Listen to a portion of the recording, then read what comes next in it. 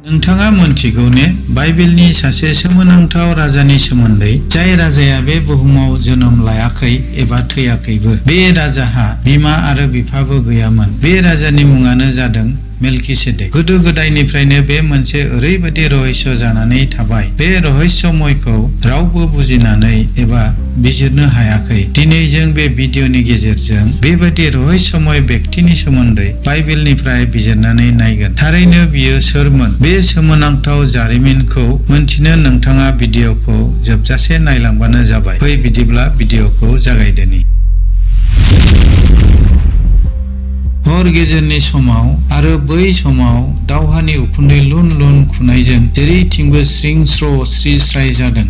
दावहारुफ्रा मशालफोरखौ एबा अरफोरखौ लानानै आरो सोरबाबा गाव गावनि जोखोम जानायफोरखौ आथबदों। बे दावहाया गोरलै दावहा नङामोन, मानोना बे दावहाखौ इसोरानो आब्राहामखौ देरहाहोदों। बेनिफ्राय आब्राहामा मेंनाय सोलेरखौ लानानै गावनि नखरनि दावहारुफोरखौ लोगोसे गावनि नोगोर फारसे आगान सुरलांफिनो। हयथ' आब्राहामा गोसोजों गोसो सानलांदों जानांगौ, बे दावहाया बेयावनो जोबगोन ना आरो जाबावगोन। मानोना बे दावहाया गोरलै दावहा नङामोन। सिगांनि मोनसे दावहाया साब्रै राजा आरो साबा राजानि गेजेराव सित्तिम होनजानाय मैदानाव जादोंमोन आरो बे दावहायाव आब्राहामा गैयामोन। साब्रै बोलोगोरा राजाफोर, इलामनि राजा केदेरलाउमेर, गयमनि राजा टाइडाल सिनारनि राजा आमराफेल आरो इलासारनि राजा अरियक, बिसोर सदमनि राजा आरो गमरानि राजाफोरजों दावहा नाङो। दावहाया सदम आरो गमरानि राजाफ्रा फेजेन जायो। बिसोरखौ फेजेननानै सदम आरो गमरानि गासै सम्पथिफोरखौ आरो मानसिफोरखौबो बन्दी खालामनानै लाना थाङो। नाथाय बिसोरनि सासेया खारग'नानै आब्राहामनिसिम खबर होयो, मानोना आब्राहामा दावहायाव गैफायामोन आरो बियो गमेरनि तेरिबेन बारियाव गोजोनै खामिदोंमोन। बिनि फंबायनि फिसाज्ला लटखौबो आरो सम्पथिखौ लांदों होननाय खोनानानै आब्राहामा दलरै थायाखै। बियो गावनि नखराव जोनोम जानाय 318 जन दावहा नांनो गोरोंफोरखौ लानानै बिसोरनि उन उन दानि होननाय जायगानिसिम संलाङो। बिसोरो जोबोद हुसियारै बिसारुफोरखौ गाग्लोबबाय, मानोना बिसोरनियाव राजाबो गैया आरो सान्थ्रिफोरबो गैयामोन। अब्लाबो बिसोरो बिसारुफोरखौ फेजेननानै गासै मानसिफोरखौ आरो धोन सम्पथिफोरखौ आब्राहामा लाबोफिनजोब्बाय। बे मोनसे जोबोद सोमोनांथावना जाथाय, मानोना इसोरानो आब्राहामजों लोगोसे थानायखाय बेफोरो जाबाय। बेबायदिनो आब्राहामा इसोरजों हामजाजानाय धोरोमिया सानजानाय हाबा मावदों आरो जिउ खुंलांदों। बेबायदि समावनो बिनि सिगाङाव सोमोनांथावना जाथाय जाबाय आरो बिनि मोखाङाव सासे व्यक्ति नुजाफैबाय। बे व्यक्तिया मामुलि व्यक्ति नङामोन। बे व्यक्तिखौ सालेमनि राजा होननानैबो बुंदों। बे राजायानो मालकिसेदेक, जायहा आब्राहामनो बोर होदों। बेनि उपस्थितियानो जोबोद इउनिकमोन, जायखौ बिजिरनो थाखाय मुंबो सोदोबानो गैयामोन। जोङो बेखौ जागायजेननाय 14:18 20 खारियाव मोननो हायो। आरो सालेमनि राजा मालकिसेदेकआ रुथि आरो द्राखा बिदै लाबोदों। बिनो गोजौसिन इसोरनि दौरि 19 सिरि। बियो आब्राहामखौ बोर होनानै होनदों, आब्राहामा नख्रां आरो फिरथिमिनि सोरजिगिरि गोजौसिन इसोरजों बोर होजाथों आरो नोंनि सुथुरफोरखौ नोंनि आखायाव गथायनाय गोजौसिन इसोरा साबाय। बेयाव मालकिसेदेकआ आब्राहामखौ बोर होयो आरो साबाय साननानै बुङो दि नोंनि बिसारुखौ नोंनि आखायाव गथायनानै होनाय गोजौसिन इसोरा साबाय। मालकिसेदेकनि बे बोरा दिनैसिमबो आब्राहामनि जोलैयाव दं नामा? आब्राहामनि जोलैया सोर? बिनि जोलैयानो जादों इहुदि, दानि इजराइलाव थानाय जिउसफोर। बेनि थाखायनो दिनैसिमबो इजराइलखौ गोबां देश लोगो लानानैबो बे फिसा देशखौ फेजेननो हाया। बे दावहाखौ जेरै आब्राहामा गावनि नखर आरो खुरमा बाहागिफोरखौ लानानै साब्रै राजाखौ फेजेननाया गोरलै बाथ्रा नङामोन। दिनैनि थारिखआवबो गोबां नाजाबाय इजराइलखौ फेजेननो, नाथाय हायाखै। दिनै मुलुगनाङै सोमोनाङो, बेयाव मादि रहस्य दं रिसार्च खालामब्लाबो मोना। नाथाय नोंथांमोना मोनथिदो दे बे थाखोमानाय बिसयखौ। बे समाव आब्राहामनो आरो बिनि जोलैनि सायाव होजानाय बोरानो दिनैसिमबो दङ नामा? बिनि गेजेराव मोनसे सोंनाया सोमजियो दि इसोरा इजराइलफोरजोंसो अरायसम थायो नामा? बेबादि नंथारा। आब्राहामा मोननाय बोरानो बिसोरजों दिनैसिमबो दङ।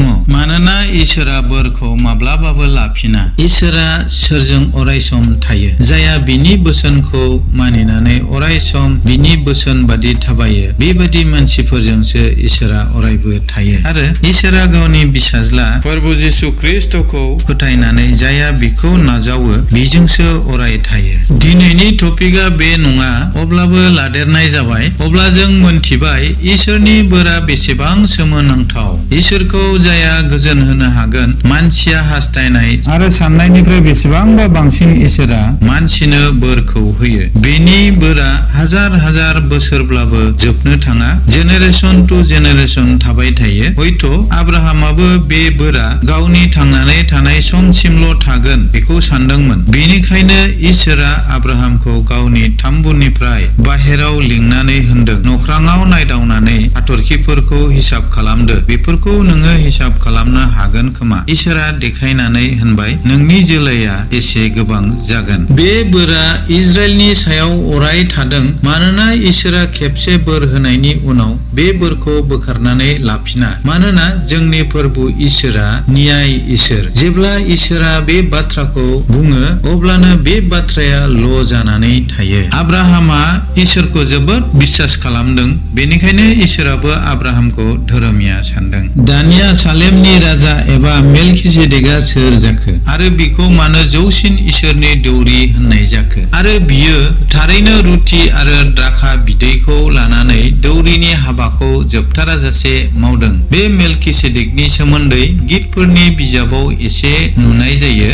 गीतफोरनि 110 बालाबनि 4 सिरियाव फोरबुआ समाय लाबाय आरो फस्थायफिननाय नङा, नोङो अरायबो मेलकिसेदेकनि हुदा बादि दौरि जाबाय। बे बिजाबाव बेखिनिल' बुंनायखौ नुयो। आरो इब्रायारिफोरनि 5 बालाब 5 सिरि आरो 6 सिरियाव बेबायदि बुंदों। बेबादिनो ख्रिस्टआबो दौरि गेदेर जानो थाखाय गावखौ समाय होआखै, नाथाय बिखौ होनग्रायानो, नोङो आंनि बिसा हौवा, आङो दिनै नोंखौ सारि जाहोबाय। बियो गुबुनावबो बेबादिनो होनो, नोङो मालकिसेदेकनि हुदा बादि जोबथाराजासे दौरि। बे बिजाबनिनो 7 राननाय 1 सिरिनिफ्राय 3 सिरिसिमाव नायब्ला जों नुयो, मालकिसेदेकआ सालेमनि राजा, देरसिनथार इसोरनि दौरिमोन। 4 राजाफोरखौ फेजेननानै फैफिननाय आब्राहामखौ लोगो मोननानै बियो बिखौ बोर होदों आरो आब्राहामा लाबोनाय गासै मुवाफोरनिफ्राय 10 बाहागनि 1 बाहागखौ बिनो ओरैनो होदों। दिखांजाब्ला बियो सिगांनि धोरोमनि राजा,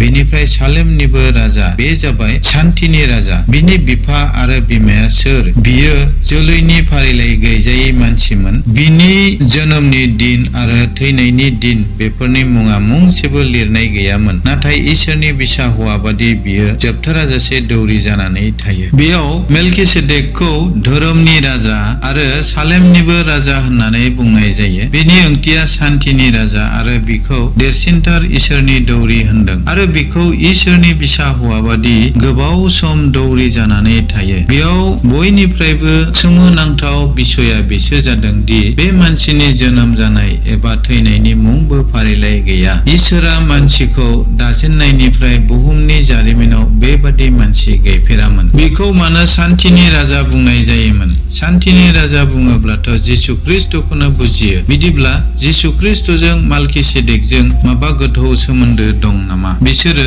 सासेयानो नामा? नङाब्ला मानोथो इसोरनि बिसा हौवा बादि होननानै बुंदों? मानोना जिसुआसो इसोरनि बिसा हौवा आरो मालकिसेदेकआ इसोरनि देरसिनथार दौरिमोन होनदों। बेबादि प्रभु जिसु ख्रीष्टखौबो गेदेर दौरि होनदों। बेयाव इंलिसाव सानैखौबो हाइ प्रिस्ट होननानै बुंनाय जादों। जोंनि प्रभु जिसु ख्रीष्टखौ बबेयावहाय हाइ प्रिस्ट होननानै बुंनाय जादों होननानै बुङोब्ला इब्रायनि 4 बालाब 14 सिरियाव नायोब्ला जों नुयो। बेनिखायनो नख्रांफोरनि गेजेरजों थांनाय गेदेर दौरि गेदेर जिसु इसोरनि बिसा हौवा जोंहा थानायखाय जोङो जेखौ सिमान लादों बेखौ लाखथाबनि। दानो बेयाव जों नुबाय दि जेरै मालकिसेदेकखौ इसोरनि देरसिन दौरि होनदों, बे एखे रोखोमैनो जिसुखौबो गेदेर दौरि होननाय जादों। बेबायदिब्ला मा बिसोरो बे सासेयानो नामा? बेनिखायनो जिसुआ जहननि 8:26, 27 आरो 28 जुदायारिफोरनि सिगाङाव बुंदों नामा जे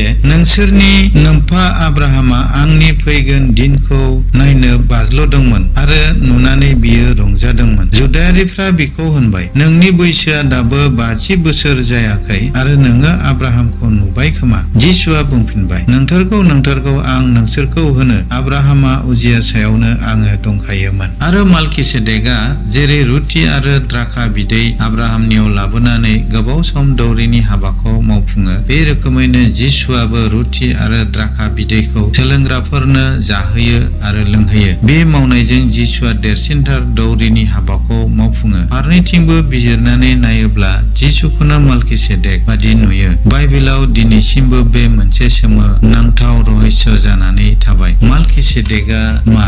इसोरजों थिनहरजानाय सासे बिसेस उद्देश्य एबा आब्राहामनो बोर होनायजों लोगोसे फिउचाराव सुबुं माहारिनो मोनथिहोनो थाखाय बेखौ खालामदों। माल्किसेदेकनि रुथि आरो द्राखा बिदैजों दौरिनि हाबा मावनाय थारैनो फोरबो जिसु ख्रिस्टनि सोलोंग्राफोरनि सिगाङाव द्राखा बिदै आरो रुथिखौ बोफ्लेनानै होनाय मोनसे गोथौ सोमोन्दो गोनां नुजाथियो। जिसुआनो मेल्किसेदेकनि रुपाव आब्राहामनि समाव नुजाफैग्रोदोंमोन नामा? बे बिसयआ जोंखौ साननो थाखाय बाध्यता खालामो दि इसोरनि नुजाहोनायफ्रा थारैनो रहस्यमय जायो। जानो हागौ इसोरा गावखौ मोनथिहोनो थाखाय बेफोरबादि रहस्यफोरखौ नुजाहोयो। बेबादिनो गोबां इसोरनि सोरजिनाय नुथायफोरानो रहस्य जानानै दं, नाथाय जों बिखौ अनुमानल' खालामनो हायो। बेफोरबायदि रहस्यखौ मोनथिनो थाखाय जों मानसिनि गियाना थोजासे नङा। नाथाय इसोरनि ओरैनो होनाय गोथार जिउनि बोरा मानसिनि सायाव थायोब्ला बेफोरखौ बुजिनो हायो। जानो हागौ